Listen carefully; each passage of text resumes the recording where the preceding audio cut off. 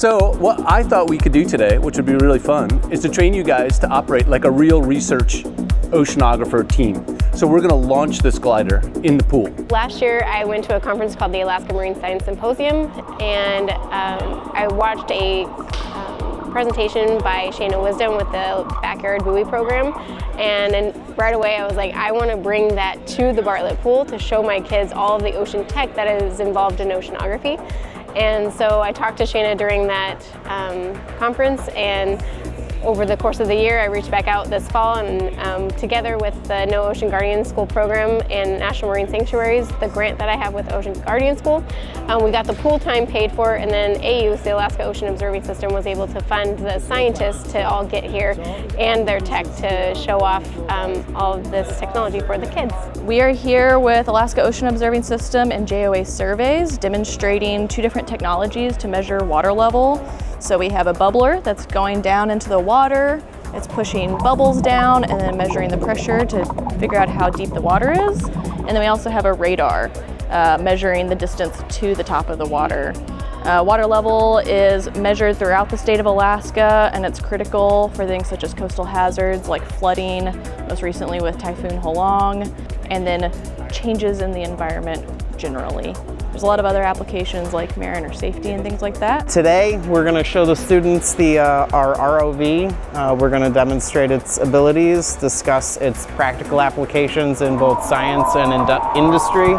We're going to let everybody have a quick go on the thing and see if they want to become an ROV technician. We are talking about waves and wave buoys, so how we measure waves and why it matters for hunters and boat users in Alaska. So we have, this is a small wave buoy. It's part of a big program called Backyard Buoys, and so this goes in the ocean and you can either let it drift or it's moored down anchored on the ocean floor. And there's a GPS in it, and the movement of the GPS is what measures the waves. And we have developed an app that allows boaters to look at it real time and figure out, like, it's too dangerous over here, so we're going to go over here.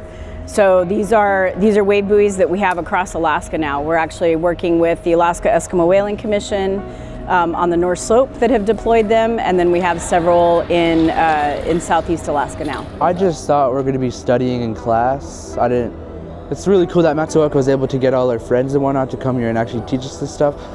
I thought we're just going to do research and look at pictures of what it is, but we actually get to see how this process works and everything else, you know? Yeah, it's a very new program that everybody's getting used to, but everybody takes a huge part in it, in helping the environment, and it's really a wonderful process to get through. So today we're going to learn about underwater gliders. Underwater gliders can move through the water by adjusting their buoyancy.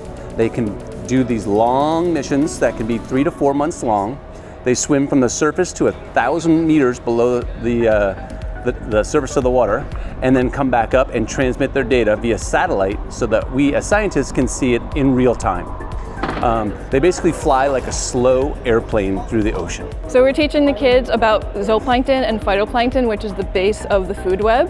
And so we're looking at biodiversity and looking at how we can sequence them, and also some of the more fragile stuff like gelatinous zooplankton. We are letting them look at some samples that were collected in Resurrection Bay in Seward just last week. So we have some dead samples and some alive samples, and so they can see an idea of what is out there in the ocean that is feeding everything else in the ocean, like fish, whales, mammals, all that good stuff. The ocean matters and we need to take care of it, and the beginning of taking care of the ocean is learning all about it, and this is the chance for these kids to do a little show and tell and to actually use the equipment.